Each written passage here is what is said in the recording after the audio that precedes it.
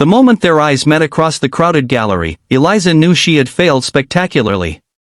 Despite the torn fishnet stockings, the deliberately messy black makeup, and the spiked leather jacket she'd chosen specifically to repel men like him, Alexander Reid, tech billionaire and her new boss, was looking at her not with disgust, but with undisguised fascination.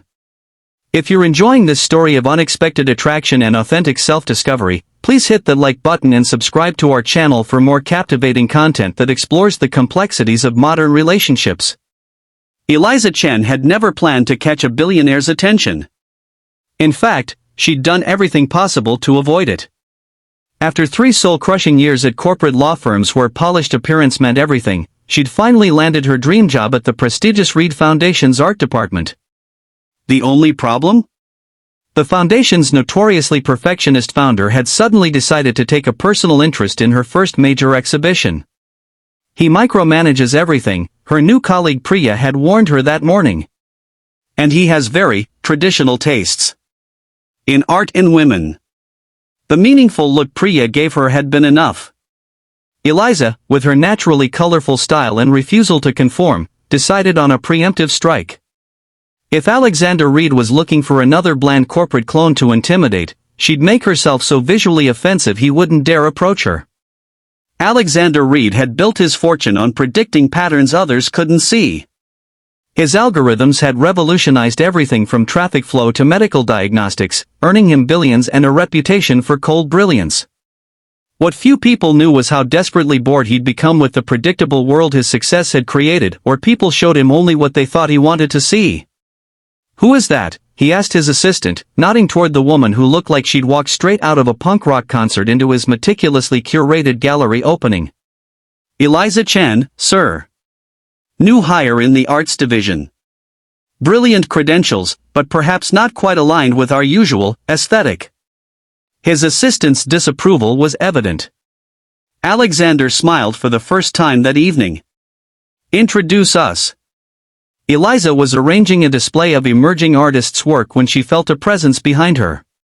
Turning, she found herself looking up into the most penetrating gray eyes she'd ever seen.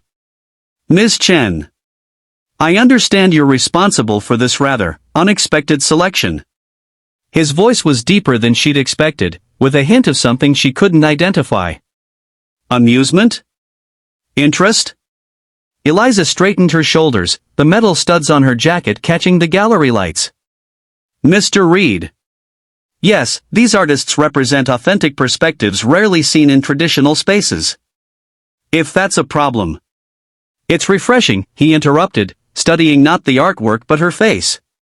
"Tell me why you chose them." That first conversation lasted 2 hours. Alexander canceled his next 3 appointments, captivated not just by Eliza's knowledge of art but by her unfiltered honesty.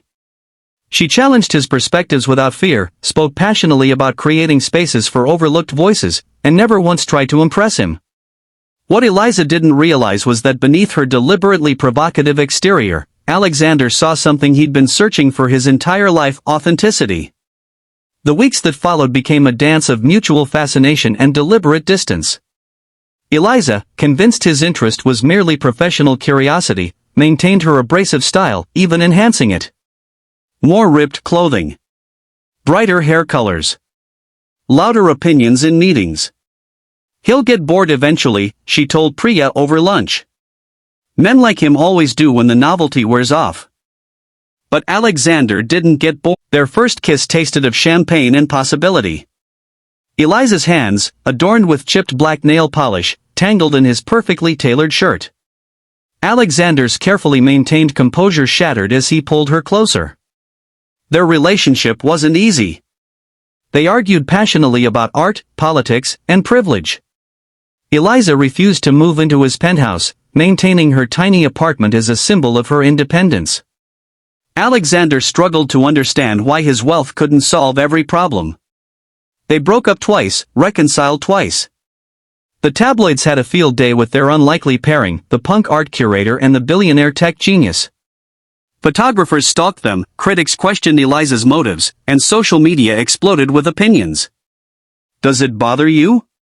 Eliza asked him after a particularly vicious article suggested she was just another rebellious phase for a bored rich man. Alexander considered the question seriously, as he did everything. Only if it bothers you. I've lived my life in public view so long I barely notice. But you didn't sign up for this scrutiny. Eliza smiled, her hair now its natural black but streaked with silver that she'd decided to embrace rather than hide. I signed up for you. The rest is just noise. 1 year after their first meeting, Alexander proposed, not with a traditional diamond, but with a small sculpture created by one of the artists Eliza had championed, embedded with a single perfect star sapphire. I don't want to change you, he said as he held out the unconventional ring.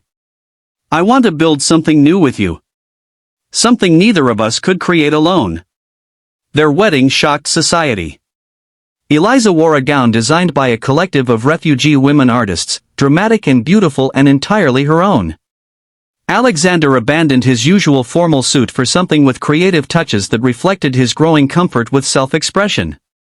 The Reid Foundation transformed under their joint vision, becoming a powerful force for artistic voices that challenged and changed perspectives.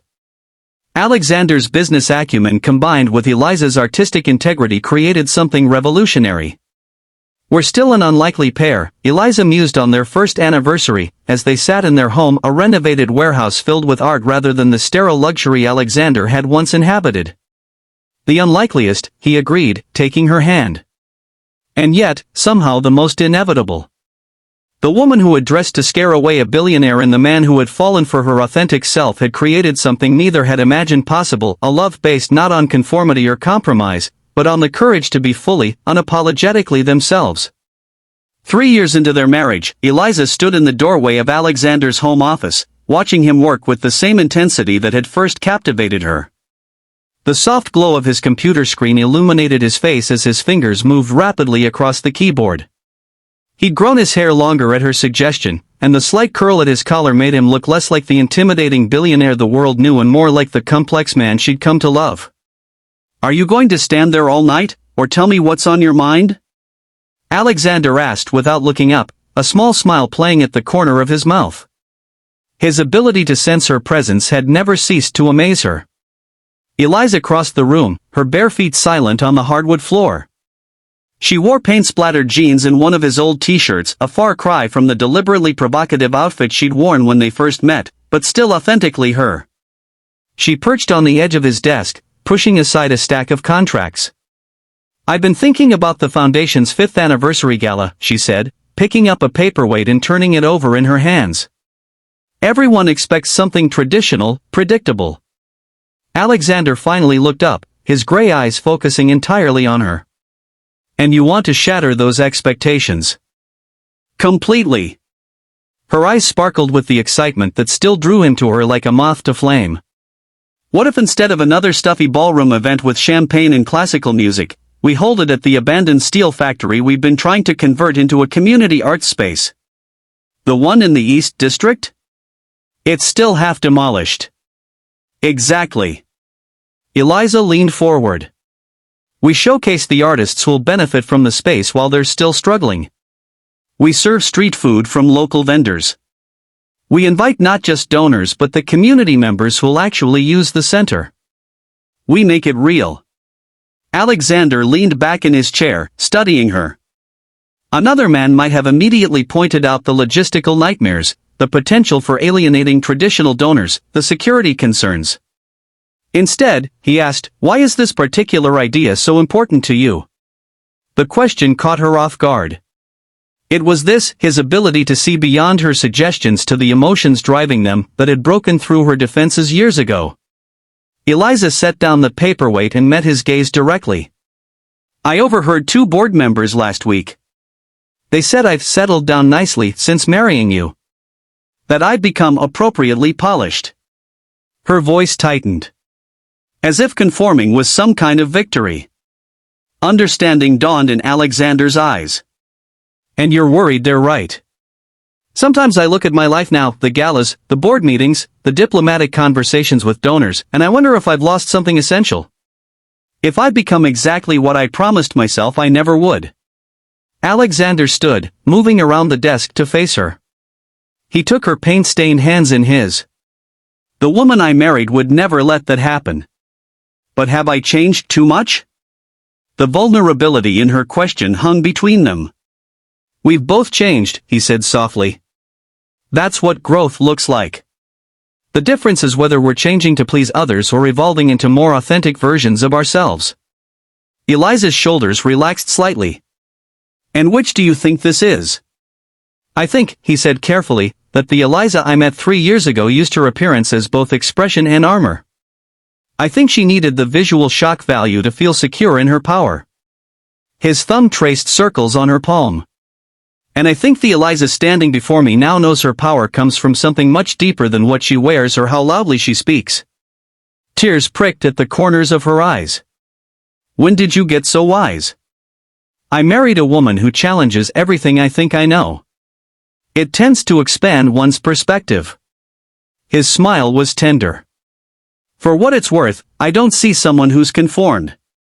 I see someone who's confident enough to choose her battles rather than fighting every single one." Eliza leaned forward until her forehead rested against his chest. "So the factory gala is exactly the right battle." He kissed the top of her head. "Let's remind everyone that the Reid Foundation isn't about maintaining comfortable traditions. It's about challenging perspectives and creating space for authentic voices, starting with yours." 2 months later, the abandoned steel factory blazed with light.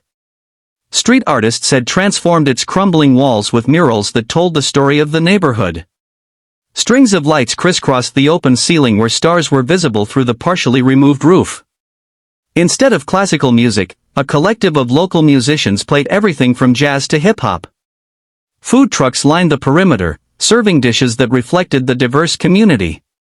Eliza moved through the crowd in a vintage kimono she'd modified with patches of fabric from local textile artists, her hair swept up with decorative chopsticks made by a sculptor from the neighborhood. She looked nothing like the typical foundation director's wife, and everything like herself. Mrs. Reid called one of the board members who had commented on her polishing, approaching with a forced smile. "This is certainly different." "That was the goal," Eliza replied cheerfully. "Different perspectives create different possibilities." "Yes, well, several major donors seem quite uncomfortable.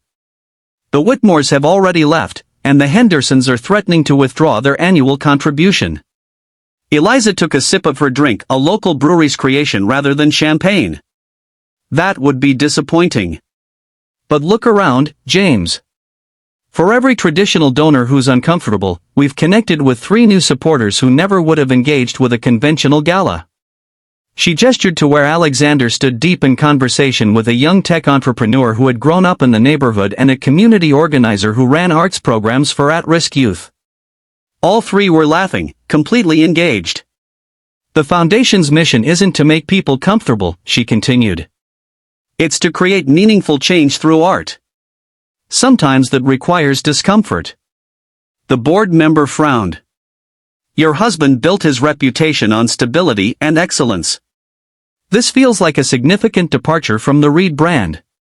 "Actually," Alexander said, appearing beside Eliza and sliding an arm around her waist, "this is exactly what the Reid brand should be. Innovation doesn't come from maintaining the status quo." After the board member retreated, Alexander leaned down to whisper in Eliza's ear. "Having second thoughts about our unconventional gala?" She looked around at the vibrant space, at the local artists proudly showing their work, at community members who would never have attended a traditional foundation event, at donors and neighbors engaged in genuine conversation rather than polite small talk. "Not a single one," she replied. "Though I'm still waiting for the final verdict. Which is whether we've raised enough to actually complete the renovation of this place."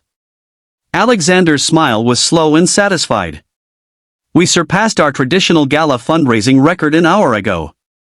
And we've gained 17 new corporate sponsors who appreciate our community-focused approach." Eliza's eyes widened. "You're serious?" "Entirely. It turns out authenticity isn't just personally fulfilling, it's good business." He pulled her closer. "You were right. Again. It's becoming a pattern I could get used to."